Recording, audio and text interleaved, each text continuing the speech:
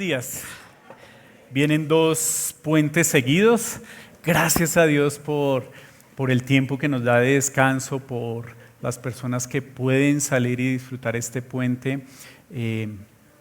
Chévere que lo puedan hacer. Si ustedes están programando salir de viaje, aprovechar casi el último descanso del año que tenemos, el siguiente puente, escuchen la charla. Estamos dejándola grabada ya en YouTube, ¿cierto? Creo que ya es en YouTube que está grabada. Es más fácil el acceso, todo ese tipo de cosas. Entonces así no se pierden las charlas al mismo tiempo que están disfrutando de un descanso. ¿Con qué seguimos? Con lo que empezamos hace 8 días. Empezamos esta serie de la gracia y empezamos la serie basados, ¿se acuerdan? En 1 Pedro 1:13. Actúen con inteligencia, dominio propio y, ¿se acuerdan? Pongan su esperanza en la gracia. Pongan su esperanza en la gracia. Y de ahí estamos haciendo este tercer viaje, a partir del domingo pasado, de entender y mirar cómo es eso de la gracia. Y hace 8 días lo que vimos y nos sirvió muy bien este estante vintage que tenemos, de decir, para nosotros la gracia es preciosa, ¿sí? La hablamos, la disfrutamos, la hemos vivido, pero a veces es tan común, decimos gracias para todo y como que se nos pierde el significado de la palabra gracia. Ya no entendemos realmente el significado de la palabra gracia. Y la idea es empezar a colocar en orden nuestra casa, empezar a colocar en orden. Y no es mi intención que nosotros entendamos y sepamos todo de la gracia, porque va a ser imposible entender toda la gracia. No es posible. Pero lo que podamos hablar en estos 4 domingos, que tú puedas pasar de la teoría y lo que dices sí en tu mente al corazón, experimental. Esa es la intención. Entonces vamos a destinar estos 4 domingos a estar 4 o 5 domingos a estar hablando de la gracia. Y hoy vamos a mirar, y el título en sus boletines aparece: Recuerda el orden.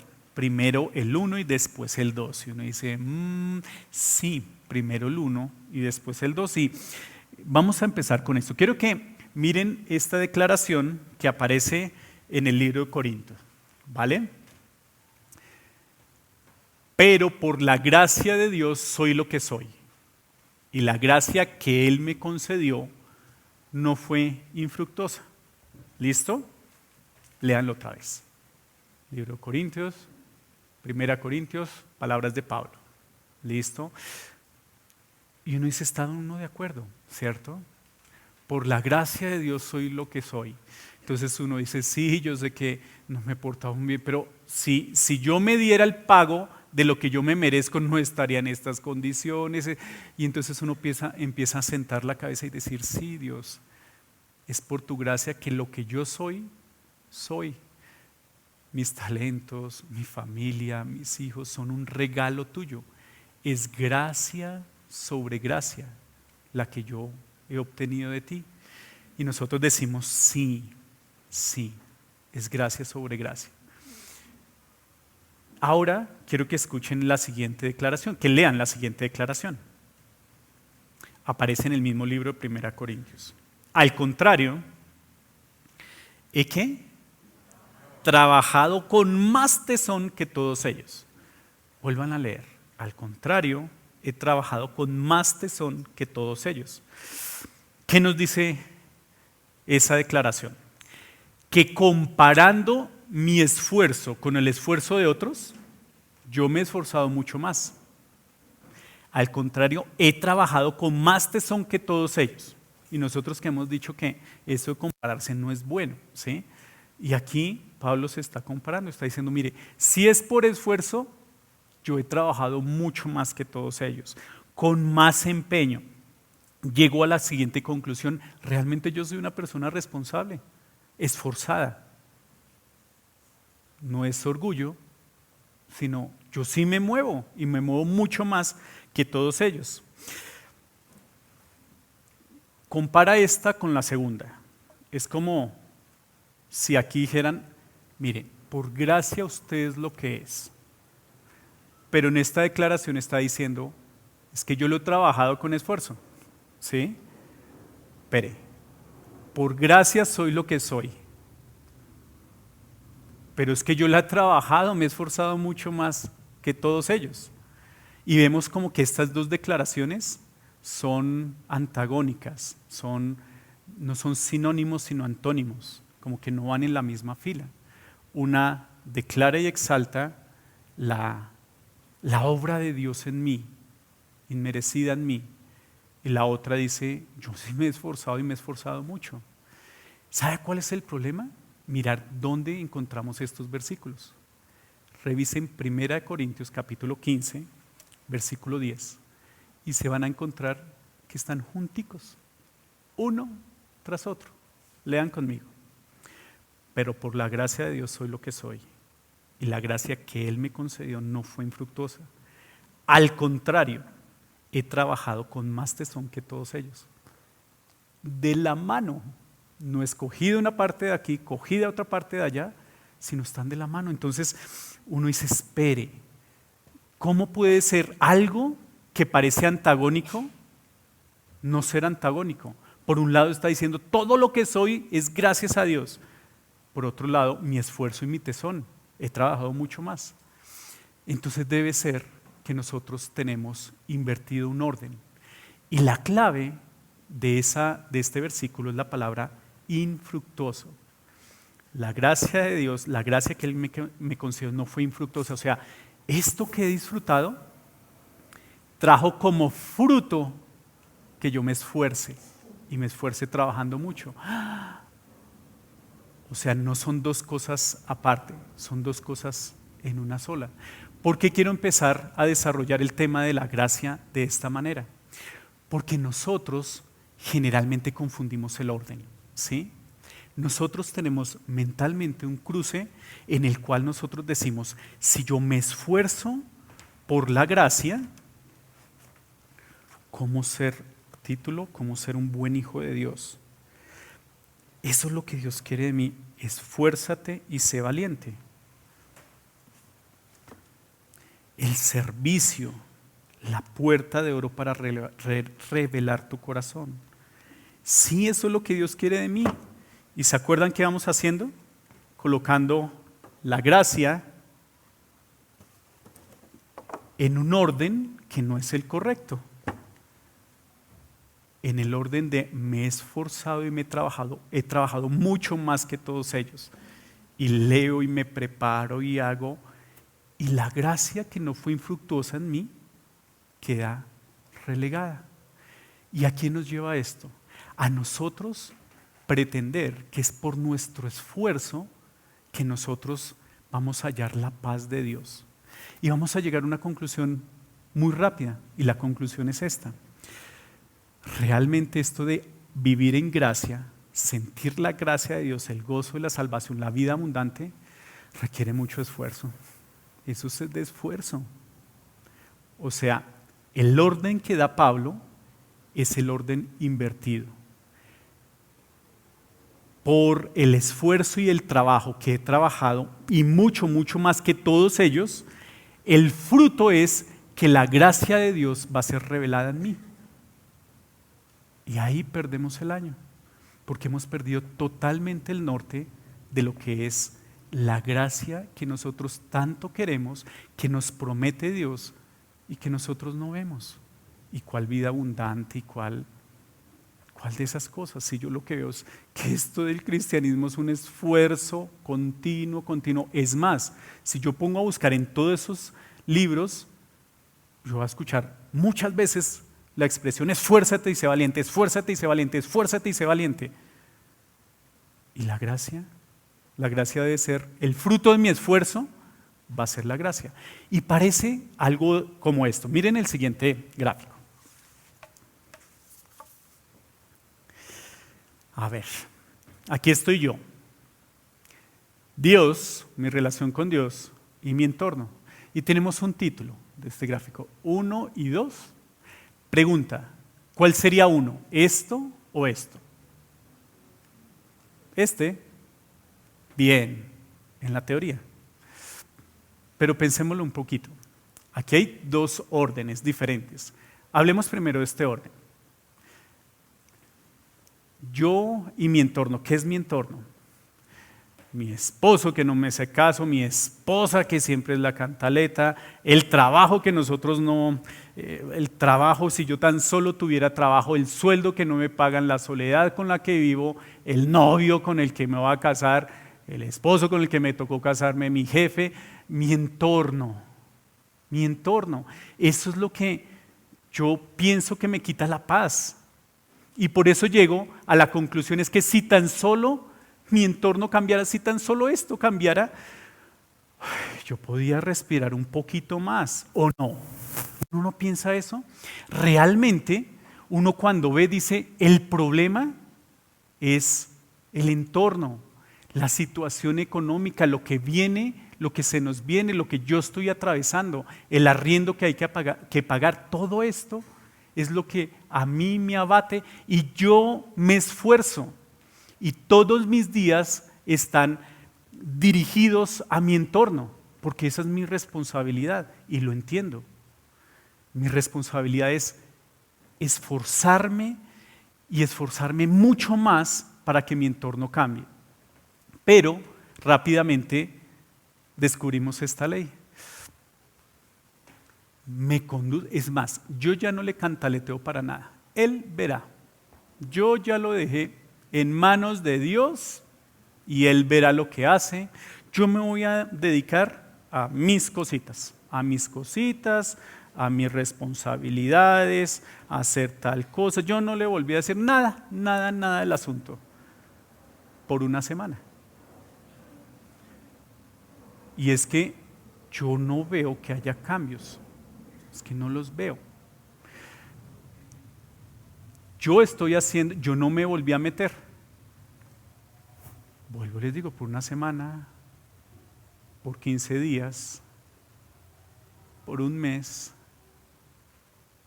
y él no cambia. Obviamente el ejemplo es entre esposos. Con mi jefe, ya no le contesto altanero, estoy haciendo todo con una buena actitud, estoy haciendo las cosas bien, y él no cambia. ¿De qué me sirve tanto esfuerzo si sigue la misma patanería? ¿De qué me sirve tanto esfuerzo? Yo pensaría, yo procuro un poquito de cambio, un poquitico. Y entonces, ya, todo mi esfuerzo en mi entorno, yo digo, algo ha cambiado. Entonces hablamos en 6 meses. ¿Qué hubo y qué pasó con la situación? Alguito. Sí, ahí vamos bien, ahí vamos. Pero eso ahí vamos simplemente refleja que todo lo que yo hago, yo no puedo decir que hay vida abundante y gracia, nada de esas cosas, y yo me estoy esforzando. ¿Se acuerdan? El número 2 de Pablo, si usted me conociera, Néstor, hace un año no soy ni sombra, ahora sí me tomo las cosas de Dios en serio, pero las cosas no cambian. El enfoque, ¿se acuerdan, Pablo? Hacemos esto. Yo me esfuerzo y fruto del esfuerzo va a ser el favor de Dios para conmigo, la gracia. Camino equivocado. Entonces nosotros observamos y tratamos de ver cuál es el camino correcto. Entonces ahí es donde decimos yo y Dios. Y lo entendemos. Nosotros decimos yo y Dios. Pero si lo que a mí me mata es el entorno, yo y Dios, sí, esa es la respuesta. Yo y Dios. ¿Y cómo vamos a hacer para que yo y Dios estemos bien cuando el entorno a mí me marca? Y ahí es donde surge en esa pelea entre 1 y 2, ¿cuál es el orden? No en mi mente que hay, porque nosotros decimos primero nuestra relación con Dios y después con el prójimo. No, en la parte práctica ustedes saben que primero es con mi entorno y después en mi relación con Dios. Nosotros hallamos esta ley. Yo me he acordado que Dios me dice, ayúdate que yo te ayudaré. Primera de Moisés 5:20, algo así me dijeron. ¿A quiénes les enseñaron que había una parte en la Biblia que decía, ayúdate que yo te ayudaré? ¿sí? A mí me la enseñaron, dice, en algún lado de la Biblia debe estar, ayúdate que yo te ayudaré. ¿Aparece? No, pero es respaldada muy bien por la ley de la siembra y la cosecha, ¿o no? ¿Sí?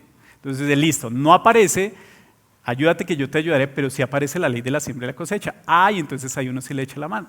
¿Qué es la ley de la siembra y cosecha? Pues siembre bien y coseche bien, ¿sí? Siembre bien y coseche bien. Pero hay un problema. ¿Quién pone el querer como el hacer? ¿Se acuerdan? Dios. Él es el que coloca en mi corazón el querer como el hacer. O sea, ni siquiera esa vaina de ayúdate, que es mi respuesta para que Él me ayude, sirve.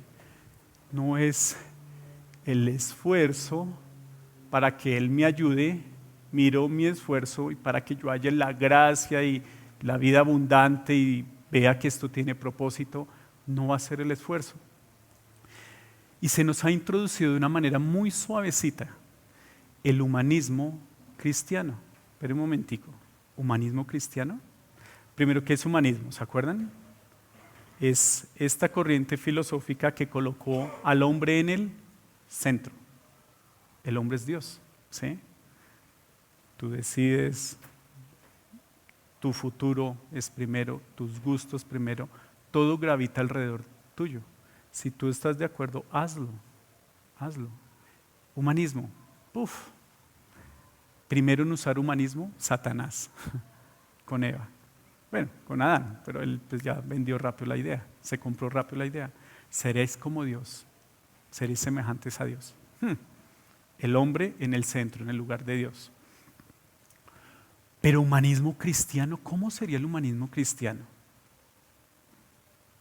Cristiano al lado de humanismo como que no va. De pronto va con una frase como esta. Estar concentrados en lo que ¿qué? Nosotros hacemos para agradar a Dios, en vez de concentrarnos en lo que Dios hace por nosotros. ¿Puedes volver al cuadro anterior, por favor? Estar concentrados en lo que nosotros hacemos para agradar a Dios y tener el favor de Dios, en vez de estar concentrados en lo que Dios hace por nosotros a nuestro alrededor. Coloca otra vez la declaración, por favor. Léanlo. Sinceramente, ¿lo vives? Piénsalo, piénsalo. Si tú eres como yo, muchas veces el orden es así, estar concentrados en lo que nosotros hacemos para agradarle, en vez de concentrarnos. La palabra clave es concentrarnos, no es que no hagamos nada, es la concentración, el orden es lo que está mal, en vez de concentrarnos en lo que Dios hace para nosotros. Entonces, más bien de yo ver lo que Dios hace alrededor mío, yo digo, si yo no meto la mano, esto se va para abajo, esto se va para abajo.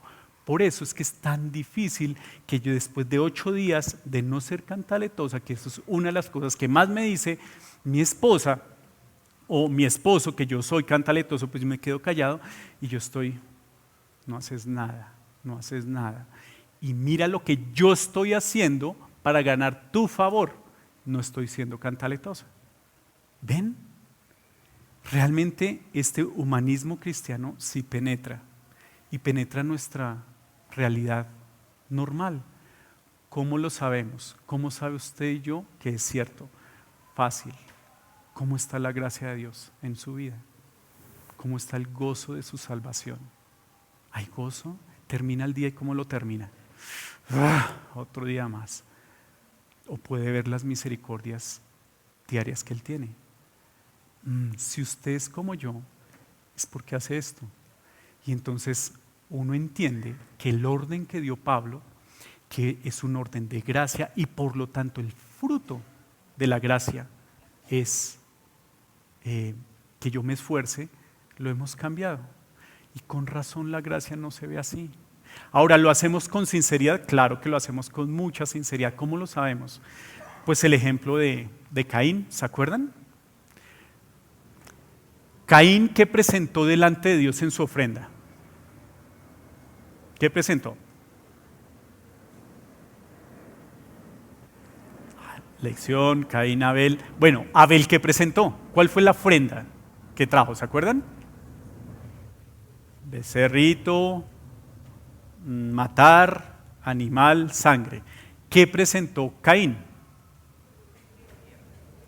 Fruto de la tierra. ¿Qué fruto de la tierra? Ah, pues sí, estamos hablando de, puede ser frutas, verduras. ¿Cómo eran los frutos de esa tierra? ¿Cómo? ¿Qué dice la Biblia? Lo mejor. Lo mejor. Pregunta, si alguien no quiere agradar a Dios, ¿para qué trae lo mejor? ¿O no? Si a Caín no le interesaba la reacción de Dios, ¿para qué trae lo mejor? Es más, ¿para qué trae? Debe haber traído cualquier cosa. Concentrados en lo que ¿qué? Nosotros hacemos para agradar a Dios. Todos sabemos en orden cuál fue el problema de Caín, que no escuchó, sí escuchó, pero no quiso obedecer las instrucciones de Dios. No es lo que él quería traer, ni lo mejor de lo que él quería traer, es lo que Dios dijo que debería traer. Uno escuchó y obedeció, el otro escuchó y no obedeció. Pero como el orden está cambiado, podemos identificarnos como Caín. Muchas veces nosotros traemos el mejor esfuerzo para Dios y lo hacemos bien, en el orden equivocado. El orden es supremamente importante, porque si nosotros nos esforzamos en nuestra relación con Dios, hay partes de la Biblia que no vamos a entender para nada. Para nada, descanso en Él. Venid todos los que están atribulados y cansados y yo os haré descansar. ¿Descansar? ¿Cómo descansar si mi día a día tiene este programa, tiene estas responsabilidades, esto es lo que tengo que hacer? ¿Puedes volver a la gráfica anterior? ¿Cómo descansar si mi entorno no me deja descansar? Estoy dándole y dándole y dándole y dándole.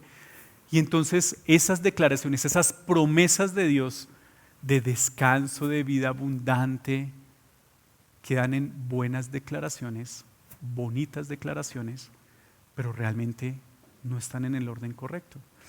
O sea, vuelvo, 1 Corintios 15:4, por gracia soy lo que soy, y esa gracia no ha sido infructuosa. Me he esforzado mucho más que ellos. El orden es uno, por gracia. Y esa gracia lleva unos frutos de decir, claro que me esfuerzo en vivir esta realidad que Dios me da. Y nosotros hacemos esto, paz. La chaqueta, paz. Me esfuerzo por obedecer y por ganar a Dios y verlo actuando en mi vida, en mi entorno. A ver si por gracia veo que esto cambia. Y no va a pasar así. ¿Se acuerdan? Humanismo cristiano. Ahora, primer punto que necesitamos entender de la gracia, el orden es absolutamente importante. Primero el 1 y después del 2. Dale la anterior, porfis, otra vez el cuadrito. Primero 1 y después el 2. Pero este 1, ¿cómo se desarrolla? ¿Dónde empezamos? ¿Cómo hago para avanzar? Entonces, ¿qué significa avanzar? ¿Qué significa empezar a entender la gracia? Eso es lo que vamos a estar empezando a desarrollar en el punto 2. Y no sé por dónde voy. Ah, sí. Salmo 46, 10. Salmo 46, 10. Un versículo muy bonito. ¿Lo tienen? Salmo 46, 10. Quédense, ¿qué? Y a ver de dónde Dios provee para el arriendo si me quedo quieto, ¿sí o no? Si no me muevo, ayúdate, ¿qué? Yo te ayudaré. Ay, mire, estos son de los versículos que yo reconozco que son difíciles para nosotros. Quédense quietos, reconozcan que soy Dios. ¿Cómo se empieza a arreglar la relación? 1, la de Dios y yo. Quédense quietos, reconozcan que yo soy Dios. Quédense quietos y duerman. Paren. Y la idea es empezar a incorporar un verbo que hemos olvidado. Reconocer. ¿Qué es reconocer? Volver a conocer, volver a traer a los pensamientos, traer hechos que había dejado olvidados. Reconozcan que yo soy Dios. Entonces, ¿qué implicaciones tiene estar quietos, reconocer que yo soy Dios?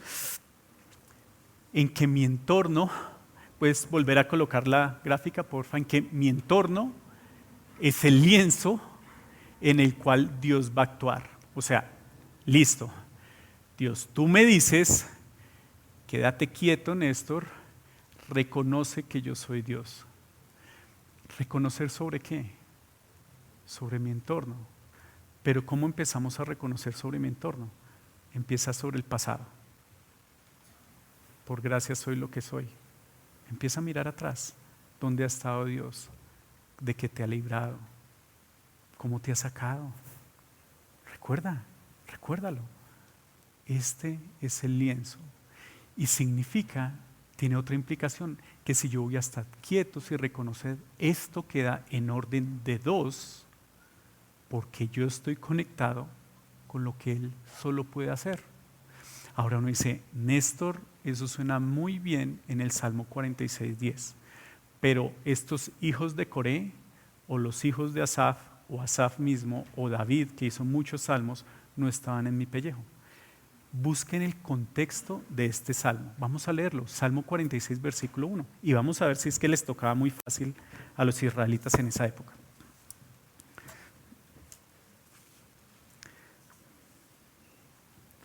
Salmo 46, versículo 1. ¿Lo tienen? Dios es nuestro amparo y nuestra fortaleza, nuestra ayuda segura en momentos de angustia. Por eso no temeremos, aunque se desmorone la tierra, las montañas se hundan en el fondo del mar, aunque rujan y se encrespen las aguas, y en su furia retiemblen los montes. Hay un río cuyas corrientes alegran la ciudad de Dios y la santa habitación del Altísimo. Dios está en ella, la ciudad no caerá. Al rayar el alba, Dios le brindará su ayuda. Se agitarán las naciones, se tambalean los reinos, Dios deja oír su voz y la tierra se derrumba. El Señor Todopoderoso está con nosotros, nuestro refugio es el Dios de Jacob. Vengan y vean los portentos del Señor. Él ha traído desolación sobre la tierra, ha puesto fin a las guerras en todos los confines de la tierra. Ha quebrantado los arcos, ha destrozado las lanzas, ha arrojado los carros de fuego al fuego. Versículo 10. Quédense quietos, reconozcan que yo soy Dios. Yo seré exaltado entre las naciones, yo seré enaltecido en la tierra. El Señor Todopoderoso está con nosotros. Nuestro refugio es el Dios de Jacob. ¿Qué le están pidiendo estos salmistas?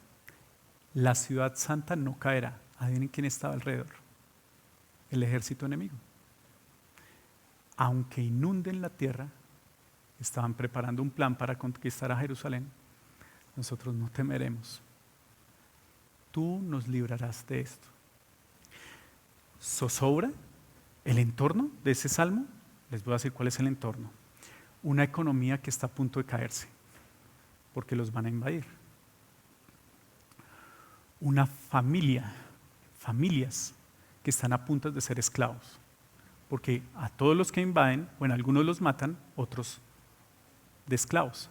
Familia, bienestar de familia. Economía, si los invaden, ya todo lo que yo he trabajado, esforzado, esta casa que he construido en Jerusalén, se va a ir. Y ahí al final dice, estad quietos y reconoce que yo soy Dios. Esperen, el entorno de los hijos de Coré que escribieron el Salmo están en su misma situación, o de pronto más difícil, ¿cierto? O más difícil que nuestra situación. No era una situación calmada en el que el salmista simplemente dijo, descansen, yo tengo los bolsillos llenos, he comido todo. No, están alrededor de nosotros, nos van a invadir, nos van a hacer esclavos, nuestra economía se irá al piso. Lo que usted le da zozobra, a ellos también le dan zozobra. Y en medio de esa declaración, el salmista dijo, estad quietos, reconoced que yo soy Jehová. No es en medio de la tranquilidad, es en medio de la situación que uno decide dónde poner los ojos. El fundamento está en mirar Dios qué hace con el lienzo. ¿Y cuál es mi labor? Pues quiero que piensen cuál era la labor de Jerusalén. Ríndanse, ríndanse, dice el ejército enemigo. Si ustedes se rinden, vamos a tener misericordia de ustedes. Entréguenos lo que tienen y vamos a tener, no destruimos sus casas. Y uno dice, venga, mijo, ¿qué hacemos? Le decimos a los vecinos que vamos a arriesgar todo esto. Pues el entorno dice que está mal y nosotros tenemos que proveer para nuestros hijos que vamos a estar, ellos son mucho más numerosos que nosotros, que vamos a estar haciendo esto. Mijo, vaya, hable con sus vecinos. Dígale que, mire, por lo menos vamos a salvar la vida de nuestros hijos, ¿qué tal que no los esclavicen? Hable. Y el esposo va y habla, y después habla con el comandante, y el comandante con el rey, y el rey dice, mire, el pueblo está de acuerdo, ríndanse, el entorno. ¿Qué hice? El esfuerzo, mi entorno, estoy haciendo todo para yo mirar lo que está al lado y cómo lo manejo. Yo sé que es difícil estar quietos. ¿Cuál es la parte que me dice Dios? Haga lo que le corresponde a usted hacer. Usted en el día a día haga lo que a usted le corresponde hacer. Reconozca lo que Dios ha hecho. Miren el pasado y eso le va a ayudar a usted para mirar que nuevamente yo soy Dios. Miren los versículos que siguen. Yo seré exaltado entre las naciones, yo seré enaltecido en la tierra. Ahora, listo, Néstor, entiendo que entonces va 1 y después 2. Listo, hagámoslo práctico. ¿Por dónde empezamos? Y vamos a empezar por algo que debíamos haber hecho la semana pasada, el domingo pasado. Definir qué es gracia. Pregunta, ¿qué es gracia? Un regalo no merecido. ¿Se acuerdan que hablamos algunos ejemplos de cómo uno usa la palabra gracia? Tiro de gracia, un regalo no merecido. Entonces, ¿cómo debía haber muerto? ¿Cómo se dice? Gracias. Traducción, ¿cómo se dice? Gracias, mami, por el regalo no merecido del desayuno. Sí, la definición es esa correcta, pero necesitamos entender y volver a sacar el brillo de la palabra gracia para entender a relacionarnos en uno de la manera correcta. Entonces voy a leer para que no se me pase nada. Primero, la palabra gracia es la palabra charis, ¿listo? Que significa, este es el significado en griego, estado de bondad y de favor hacia alguien, a menudo con un enfoque en un beneficio otorgado, ¿listo? Charis en griego es estado de bondad y favor hacia alguien. En el Nuevo Testamento, el significado de gracia también es expresado como el más alto amor de Dios, el amor incondicional, la misericordia y el beneficio. Vale, vamos. A propósito, ¿ustedes saben que Jesús nunca mencionó la palabra gracia? Nunca. Siempre la modeló. Por ello es que para definir el concepto de gracia se puede hablar en muchos sentidos, todos ellos relacionados con el amor, con la verdad, con la capacidad de recibir la vida divina. La gracia es señal o prueba de la salvación del Señor para los creyentes. Vale, listo, bondad, amor. Estamos hablando de salvación un poquito más cercano a lo que nosotros entendemos como el concepto de gracia. Pero de pronto, el concepto que más entendemos es este. El favor no merecido de Dios hacia los hombres. Y ese es el que nos han enseñado y ese es el correcto. Favor inmerecido de Dios hacia mí. Inmerecido, y ahorita vamos a mirar por qué inmerecido. Pero ese es el concepto que más manejamos.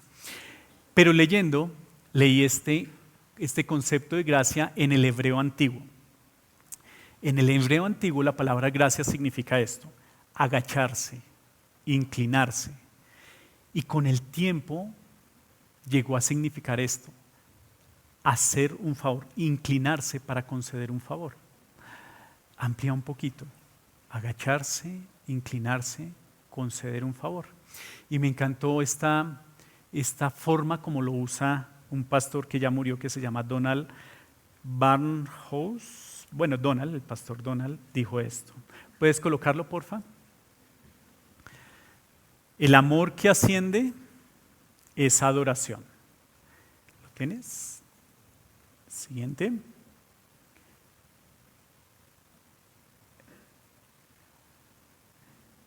Vale, se los voy a leer. El amor que asciende es adoración. El amor que asciende de aquí para allá es adoración. Yo adoro lo que estuvimos haciendo. El amor que sale hacia afuera en este sentido es afecto. Mis hijos, mi esposa, mis vecinos. Y este es el que me parece muy bonito. Pero el amor que se inclina es gracia. ¿Quién se inclina? ¿Quién está sentado en los cielos? ¿Quién se inclina a mirarlo a uno? Bonita. Entonces vayan armando el favor inmerecido de Dios, el Dios que se inclina y me mira con amor. Y empezamos a formar más el concepto de gracia. ¿Dónde tiene mayor brillo esa palabra charis, caris, gracia? Pues definitivamente en el Dios que se inclinó cuando yo ni siquiera quería saber de Dios, cuando no estaba en mis planes tenerlo en mente. ¿Recuerdan? Cuando Dios no estaba en sus planes. Busquen conmigo, por favor, Efesios 2. Efesios 2, del 1 al 9.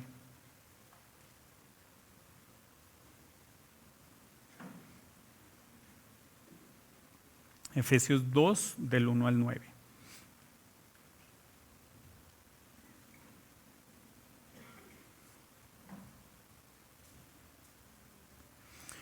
En otro tiempo ustedes estaban muertos en sus transgresiones y pecados, en los cuales andaban conforme a los poderes de este mundo. Se conducían según el que gobierna las tinieblas, según el espíritu que ahora ejerce su poder en los que viven en la desobediencia. En este tiempo también todos nosotros vivíamos como ellos, impulsados por nuestros deseos pecaminosos, siguiendo nuestra propia voluntad y nuestros propósitos. Como los demás, éramos por naturaleza objeto de la ira de Dios. Pero Dios, que es rico en misericordia, por su gran amor por nosotros, nos dio vida con Cristo, aun cuando estábamos muertos en pecados. Por gracia, ustedes han sido salvados. Y en unión con Cristo Jesús, nos resucitó y nos hizo sentar con Él en las regiones celestiales, para mostrar en los tiempos venideros la incomparable riqueza de su gracia, que por su bondad derramó sobre nosotros en Cristo Jesús. Porque por gracia ustedes han sido salvados mediante la fe. Esto no procede de ustedes, sino que es el regalo de Dios, no por obras, para que nadie se jacte. ¿Dónde empezamos a reconocer, a estar quietos y reconocer que Jehová es Dios? Aquí, en este texto, en donde empezó nuestra historia con Dios. Mire cómo empiezan las palabras que Pablo escoge, que Dios le coloca a Pablo para que queden registradas en Efesios 2, versículo 1. En otro tiempo ustedes. Pregunta, ¿cómo eras en otro tiempo? Antes de conocer por primera vez la gracia, ¿cómo eras? ¿Lo recuerdas? ¿Cómo eras? Antes de que Cristo viniera a tu vida y tú entendieras el regalo de salvación, ¿cómo eras? ¿Cómo eras en otro tiempo? En otro tiempo, Néstor no era caspa.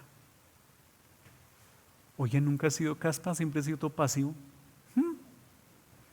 En otro tiempo, Néstor sintió que era un chino bueno, porque en otro tiempo nunca hizo cosas muy malas. Nada de amiguitos por ahí, muy de casa. Bueno, no puedo decir en el vocabulario, pero quitando el vocabulario, todo en otro tiempo yo era bueno. En otro tiempo, sin vicios, sin darle muchos problemas a mi papá, a mis papás. En otro tiempo, estaba difícil que yo viera la gracia. En serio. Porque en otro tiempo yo me creía bueno. El problema es cuando uno dice, comparado con este, pues yo soy un angelito, ¿cierto?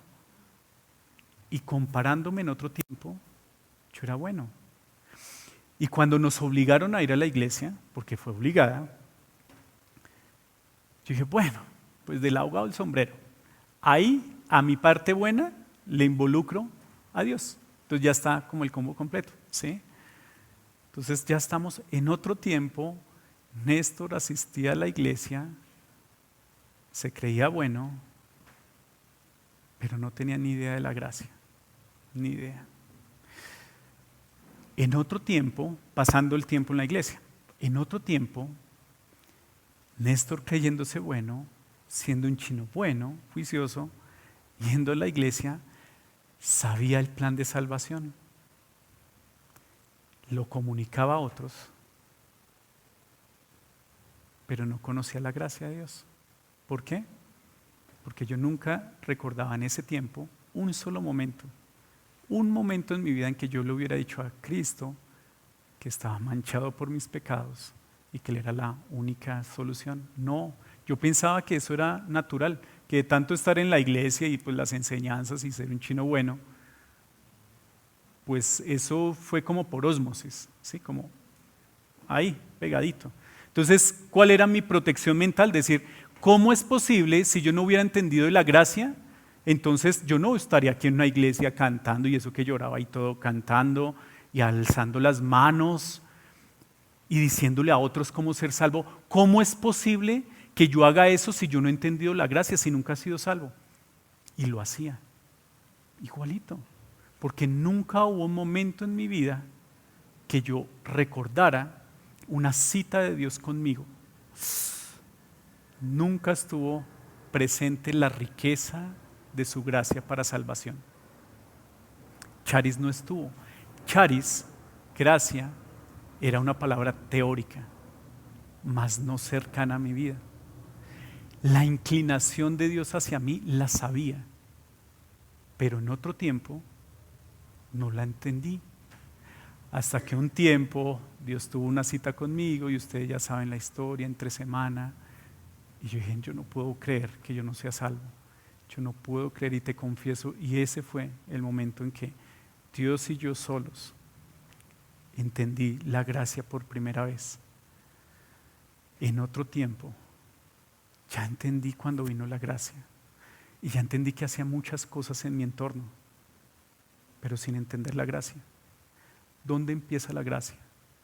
Cuando en otro tiempo tú identificas un punto cero, donde la gracia por primera vez vino hacia ti. Pregunta, ¿lo tienen claro? ¿Recuerdan cuándo fue? ¿Recuerdan cómo fue? ¿Recuerdan por primera vez cuando Dios se inclinó hacia ustedes en gracia para mostrarles salvación? Ahí, estad quietos y reconoced. Y yo quisiera decirles que una vez que yo entendí, la gracia siempre ha estado a mi lado. No, se me ha olvidado incontables ocasiones. La gracia la he dejado a un lado muchas veces y me he colocado en el modo de esfuerzo, en 2, para llegar a 1. Muchas veces lo he hecho, muchas. Pero cuando Dios me recuerda otra vez, estad quietos y reconoced, yo llego a la conclusión que llegó David. Dios es cierto, por gracias soy lo que soy. Y llegó a esta conclusión. ¿Y quién soy yo y quién es mi casa para que tengas de ella misericordia? Piénsenlo. La única puerta en la cual es válido transitar para volver a entender la gracia y alinear tu corazón es donde la conociste por primera vez. Estad quieto y reconocer. Y cuando empiezas a hacer eso, empiezas un viaje. De esta vez, del antes y después, y todo el después que ha pasado, sí, te has olvidado la gracia, pero haces un reconocimiento atrás y dices, y Dios me permitió casarme, o Dios me permitió estar bien, solo, sola, y Dios me permitió tal, y me bendijo con tal, y yo pensé que nunca hasta ni iba a estudiar. Y el viaje de la gracia empieza y usted va a identificar muchas veces cuando Dios se ha inclinado a usted, no en servidumbre, sino en muestra de amor, de charis, de la bondad no merecida. Y de ahí empieza el viaje a reconocer y alinear el corazón en uno. Y de pronto usted va a entender las palabras del Salmo 32. Busquen por favor Salmo 32, versículo 8.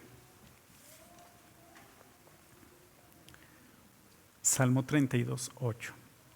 Unos capítulos antes del 64 que estamos. El Señor dice, yo te instruiré. Me falta una hoja. Sí. El Señor dice, yo te instruiré, yo te mostraré el camino que debes seguir. Yo te daré consejos y velaré por ti. Léanlo otra vez. Es preciosa esas palabras. El Señor dice, yo te instruiré, yo te mostraré el camino que debes seguir. Yo te daré consejos y velaré por ti. ¿Puedes colocar el gráfico, porfa? Estad quietos y reconoced. En otro tiempo, yo quiero que recuerdes quién eras tú en otro tiempo, dice Dios. Mira las veces que yo me he inclinado hacia ti en favor. Estate quieto y reconoce. Yo sé que el entorno es lo que tienes en tu mente, pero necesito que tu mente esté aquí conmigo. ¿Sabe qué va a pasar con tu entorno? Yo te instruiré. ¿Qué más dice? Yo te mostraré el camino que debes seguir. Yo te daré el consejo por donde debes andar. Si tú estás aquí, si el uno soy yo, tu entorno está seguro. Yo te digo qué hacer, yo te doy consejos, yo te voy a instruir. Tu esfuerzo va a ser en base en lo que yo te diga, no en lo que tú percibas que es tu entorno. Esa es la primera charla en torno a la gracia. ¿Dónde empieza todo? Colocando el orden correcto. 1 y después 2. Concluyamos. Juan 1. Busquen Juan capítulo 1. Ay, estas palabras de Juan son impresionantes. Juan capítulo 1. Juan hace algo diferente. Más bien, Dios le dice a Juan que haga algo diferente. Le dice, ¿saben? Mateo mostró mi genealogía por el lado de los hombres. Lucas, por el lado de la ascendencia judía. Lucas por el lado de los hombres. Juan, yo quiero que lo hagas diferente. Yo quiero que muestres la genealogía de mi hijo Jesús por el lado divino, por el lado no humano, por el lado divino. Y miren cómo lo que hace Juan, obviamente inspirado por Dios. Versículo 1. En el principio ya existía el Verbo. Estaba hablando Jesús. Y el Verbo estaba con Dios. Y el Verbo era Dios. Él estaba con Dios en el principio. Por medio de Él todas las cosas fueron creadas. Sin Él nada de lo creado llegó a existir. En Él estaba la vida. Y la vida era la luz de la humanidad. Esta luz resplandece en las tinieblas y las tinieblas no han podido extinguirla. Vino un hombre llamado Juan. Dios lo envió como testigo para dar testimonio de la luz, a fin de que por medio de él todos creyeran. Juan no era la luz, está hablando de Juan el Bautista, sino que vino para dar testimonio de la luz. Esa luz verdadera, la que alumbra a todo ser humano, venía a este mundo. El que era la luz ya estaba en el mundo, está hablando de Jesús. Y el mundo fue creado por medio de él, pero el mundo no lo reconoció. Vino a los que eran suyos, pero los suyos no lo recibieron. Mas a cuantos lo recibieron, a los que creen en su nombre, les dio derecho de ser hijos de Dios. Versículo 13, estos no nacen de la sangre ni por deseos naturales, ni por voluntad humana, sino que nacen de Dios. Y el Verbo se hizo hombre y habitó entre nosotros, y hemos contemplado su gloria, la gloria que corresponde al Hijo unigénito del Padre, lleno de gracia y de verdad. Todo eso, toda esa declaración de quién era el Verbo, dónde estaba el Verbo, impresionante. Concluyen esas palabras de esta manera.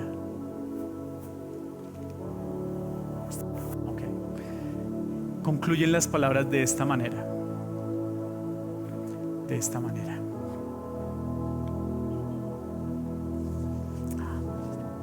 Gracias. Concluye las palabras de esta manera. La tercera es la vencida. Llenos de gracia y de verdad. Llenos de poder y verdad. Lleno de misericordia y de verdad. Lleno de sabiduría y de verdad. No, lleno de gracia y de verdad. Pregunta, ¿por qué gracia? ¿Por qué gracia? Porque gracia debe ser el rasgo más distintivo de Dios en nuestras vidas. ¿Por qué? Debe ser porque alguien que no merece absolutamente nada de Dios, por su gracia, como dice Pablo, todo lo que soy es por su gracia. Porque si yo me hubiera craneado, ¿qué me merezco? Por tratar así a mi esposa, por tratar así a mi hijo, por tratar así a mi jefe, por ser mentiroso, yo me merecía otra cosa. De su gracia, lleno de gracia y de bondad. Ahora quiero que miren el versículo siguiente. Miren versículo 16 y 17. ¿Está conectadito con Juan? De su plenitud todos hemos recibido gracia sobre gracia. De su plenitud todos hemos recibido gracia sobre gracia. En otras versiones dicen esto: de su abundancia todos hemos tomado gracia sobre gracia. ¿Sí? ¿Por qué no dice de su plenitud todos hemos tomado provisión e inteligencia, dominio propio y amor, bondad y fe? Porque dice gracia sobre gracia. Debe ser porque es el rasgo más distintivo de todos los que decimos ser hijos de Dios, y que cuando vemos y tratamos de alinear nuestra vida, uno dice, tan tontín yo, tan tontín, en serio, tratando de ganarme el favor de Dios inmerecido a través de mis obras, para que Él me vea y diga, ay, Néstor, ¿cómo lo hace de bien? Tome el favor inmerecido mío, me voy a inclinar. Dios, 3 capítulos diarios estaría bien. El libro sobre el servicio, madres que oran, sacerdocio en el hogar, ¿está bien para yo ganarme el inmerecido favor tuyo y que me inclines, que inclines tu oído hacia mí porque mi entorno está grave? Y uno se la juega por eso. Se juega por hacer y esforzar, y me he esforzado más que todo para ver si me hallo la gracia, me gano la gracia. Y Dios dice, no, ven, te digo cómo funciona. Recuerda nuestra historia, recuerda cuando me incliné. Vamos a empezar a tomarla sobre todas esas cosas que son muy importantes. Todo es muy importante en el orden correcto. Y quiero que tú mires con las preocupaciones que tú tienes, qué es lo que yo puedo hacer. Yo te voy a instruir, te voy a dar consejo, te voy a decir cómo guiar. Yo quiero que disfrutes mi gracia. Y de atrás vas adelante. El orden sí importa. El orden es lo que me quita mi gozo. El orden es lo que hace que yo sea esclavo de mi entorno y no pueda hallar la vida en abundancia que Él me dice. Y por eso es que yo le digo a Dios, Dios, ¿no es que prometes llenar el corazón? ¿Qué ha pasado? Eso es lo que ha pasado. Deja que Él lo haga. Empieza a colocar en orden. Acompáñame un momento de oración.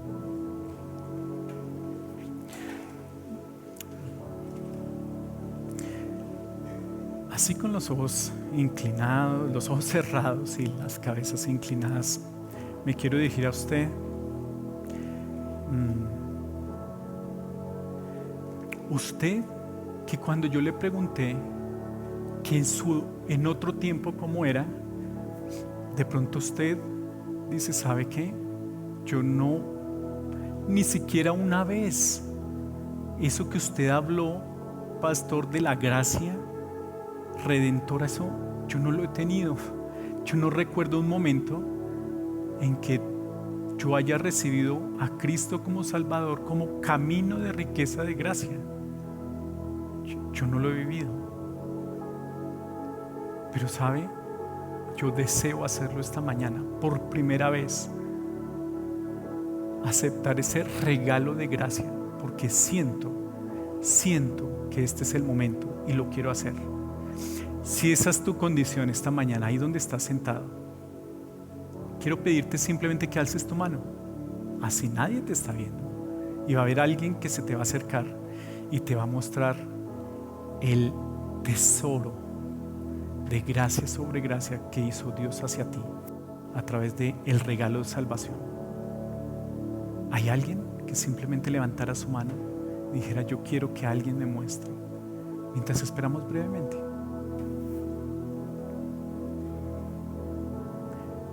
Ahora tú que ya has recibido el regalo de gracia, pregunta, ¿esfuerzo o gracia? Ustedes tienen un pastor que les habla de gracia y que le cuesta. En su mente está, esfuérzate y sé valiente. Yo no he entendido la gracia. La quiero y creo que Dios me la está enseñando. Pero si tú eres como yo, te voy a pedir que esta semana tengas muchos tiempos de estar quieto, reconozcan dónde ha estado Dios en sus vidas y que se abracen y se aferren con todas sus fuerzas a las promesas que Él da. Hace Salmo 32:8, yo te instruiré, te guiaré, te diré lo que tienes que hacer.